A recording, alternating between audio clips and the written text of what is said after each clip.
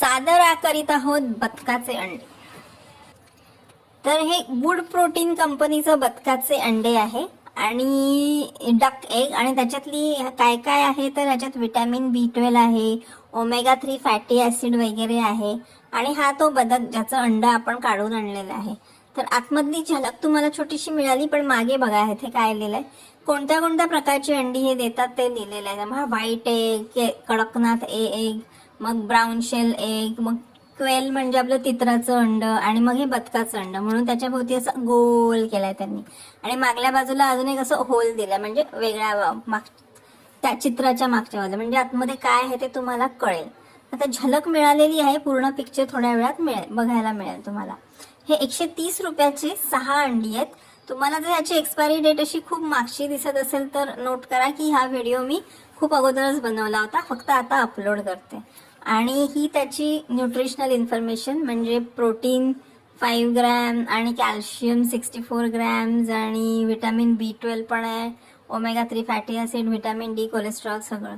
आणि तुम्ही बघाल तर हे कुठे कुठे पॅक झालंय तर महाराष्ट्रात 2 ठिकाणी आणि वेस्ट बेंगालला 2 ठिकाणी.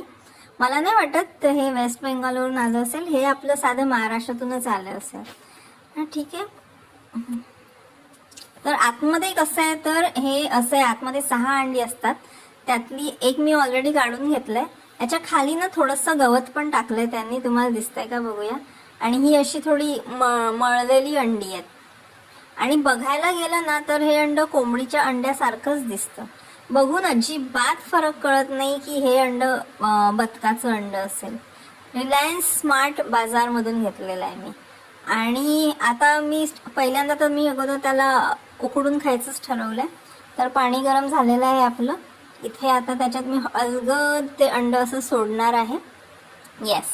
आणि त्याला पूर्ण 10 मिनिटं मी उकडलंय आता. आणि त्याच्यानंतर गॅस बंद करून थोडा वेळ अजून ठेवला त्याच्यात. देव जाणे बदकाच्या अंड्याला किती वेळ लागतो आपल्याला माहित नाही ना. आणि उकडल्यानंतर जेव्हा त्याला चिरलं ना आतून, तर हे अक्षरशः कोंबडीच्या अंड्यासारखंच दिसतंय.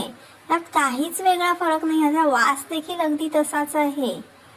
आता फक्त फरक काय जो जाणवेल ना तो खाल्ल्यानंतर चवीतच फरक जाणवू शकतो.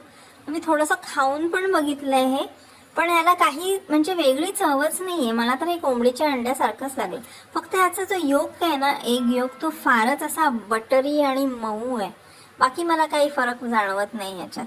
आता काही दिवसांनी मी ह्याचे अजून ऑमलेट वगैरे बनवून बघणार आणि मग तुम्हाला सांगणार.